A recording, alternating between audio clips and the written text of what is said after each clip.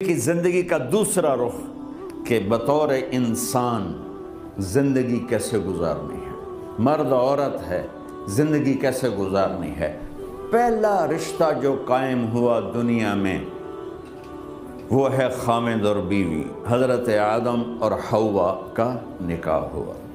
اللہ تعالیٰ نے عورت کو کمزور بنایا تو پہلے دن سے اس کو عزت اور احترام دیا تاکہ ساری زندگی اس کمزوری سے ناجائز فائدہ نہ اٹھایا جائے بلکہ اس کو عزت دی جائے۔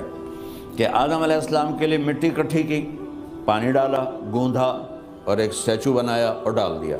جب وہ خشک ہوا اس میں روح ڈالی اور پھر وہ ننگے بدن تھے، پھر ان کو جنت کے کپڑے پہنائے اور جنت میں ڈال دیا۔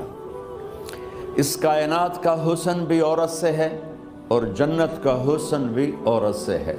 حضرت آدم علیہ السلام جنت میں، لیکن بابے جی دا دل ہی نہیں لگتا، کلے کلے ہی ٹورے پھر دیں۔ اب اللہ نے عورت کو بنانے کا ارادہ کیا تو اللہ ایک ڈھیر مٹی کا اکٹھا کر کے عورت کے لیے بھی بنا دیتا اور اس کا اسٹیچو بنا دیتا اور اس کو خشک ہونے دیتا، پھر اس میں روح ڈالتا، پھر اس کو کپڑے پہناتا۔ آپ حیران ہوں گے، سبحان اللہ، اللہ نے ایسا نہیں کیا۔ آدم علیہ السلام سوئے، آنکھ کھلی تو دیکھا ایک خوبصورت حسین عورت۔ یہ بات اکثر لوگوں کو معلوم ہوگی کہ یوسف علیہ السلام دنیا کے حسین ترین انسان تھے، اور یہ بات شاید کسی کو معلوم نہیں ہوگی کہ دنیا کی سب سے حسین خوبصورت عورت حضرت حوا ہے۔ حوا جن پر بڑھاپا آیا ہی نہیں، 1000 سال کے قریب زندگی گزاری، بڑھاپا نہیں آیا۔ حضرت آدم اور حوا قریب عمر تھی۔ حضرت آدم کی عمر تو کتابوں میں مل جاتی ہے 1000 برس، لیکن حضرت حوا کی عمر کتنی تھی یہ کہیں پڑھنے کو ملا نہیں، اس لیے میں اندازہ کرتا ہوں کہ قریب ہوگی۔ بڑھاپا نہیں آیا، بیماری نہیں آئی۔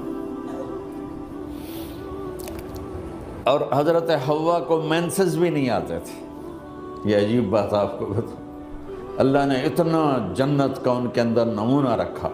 تو جب حضرت آدم کی آنکھ کھلی تو دیکھا ایک حسن کا پیکر، انہوں نے تو جنت ہی بھول گئی۔ کہنے لگے یا اللہ ہن دل ٹھریا جا کے،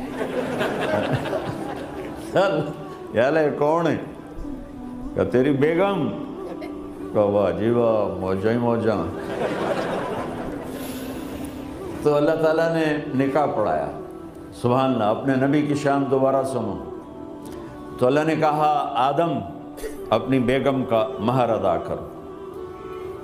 تو وہ پوچھنے لگے کیا مہر ہے؟ دیکھو ایک بات سنو، مہر کسی کی بیٹی کی قیمت نہیں ہوتی۔ $1 ہو یا $1 ٹریلین ہو، بیٹی کی کوئی قیمت نہیں ہوتی۔ یہ ایک نشان ہے کہ اس بچی پر اب یہ جو خامد ہے وہ موت تک خرچہ اس کے ذمہ ہے، بیوی کے ذمہ خرچہ نہیں ہے۔ خامد کما کے لائے گا اور اپنی بیگم کو کھلائے گا، اور بیوی گھر کی ذمہ داری نبھائے گی۔ تو خیر وہ الگ بات چلی جائے گی۔ اللہ تعالیٰ نے کہا کہ مہر ادا کرو۔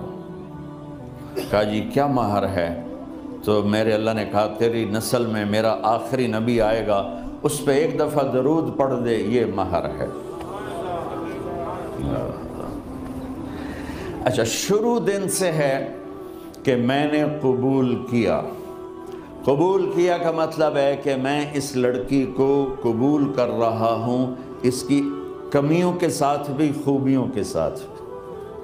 اور جب لڑکی کہتی ہے سائن کرنا قبول کیا ہے، یا زبان سے کہے قبول کیا ہے، تو یہ اس بات کی گارنٹی ہے کہ میں نے اپنے اس لڑکے کو خامد ہونے کے طور پہ قبول کیا، اس کی کمیوں کے ساتھ بھی، اس کی خوبیوں کے ساتھ بھی۔ اور جو ہی شادی ہو کر ڈولی سسرال کے گھر جاتی ہے تو ٹیسٹ شروع ہو جاتا ہے، کی کر دیئے، باندھی کے میں، اٹھیں دی کے میں، بول دی کے میں۔ اور اس میں بہت زیادہ نیگیٹو کردار ہے سسرال کا، کئی لڑکیوں کا، کیونکہ ہم نے اپنے نبی کی زندگی نہیں قبول کیا۔ یہ واجب ہے کہنا قبول کیا، کہ جس میں پیغام ہے کہ اب میں اس کی میں کوئی کمی ہے وہ بھی قبول کروں گی، کوئی خوبی ہے تسر ماتھے پر، اور لڑکا کہتا ہے کہ میں اسے قبول کرتا ہوں، اس کی خوبیوں کے ساتھ بھی کمیوں کے ساتھ بھی۔ یہ بات یاد رکھنا، پرفیکشن کبھی تلاش نہ کرنا، پرفیکشن کبھی تلاش نہ کرنا۔ اللہ نے 100 نمبر نہیں مانگے، 51، ایک نمبر اوپر ہو گیا۔ گناہ تمہارے 50 ہیں اور نیکی تمہاری 51 ہے، تو اس ایک پر ہم تمہیں جنت میں ڈال دیں۔ اب کوئی خامند اپنی بیوی میں پرفیکشن دیکھنا چاہے، بیوی اپنے خامند میں پرفیکشن دیکھنا چاہے، ساس سسر اپنی بہو میں، ساس سسر اپنے داماد میں، بھائی اپنے بھائی میں، ماں باپ اپنی اولاد میں، اولاد اپنے ماں باپ میں، جہاں یہ نظر ہوگی تو وہاں لڑائی ہوگی۔ کمیوں کے ساتھ قبول کرو۔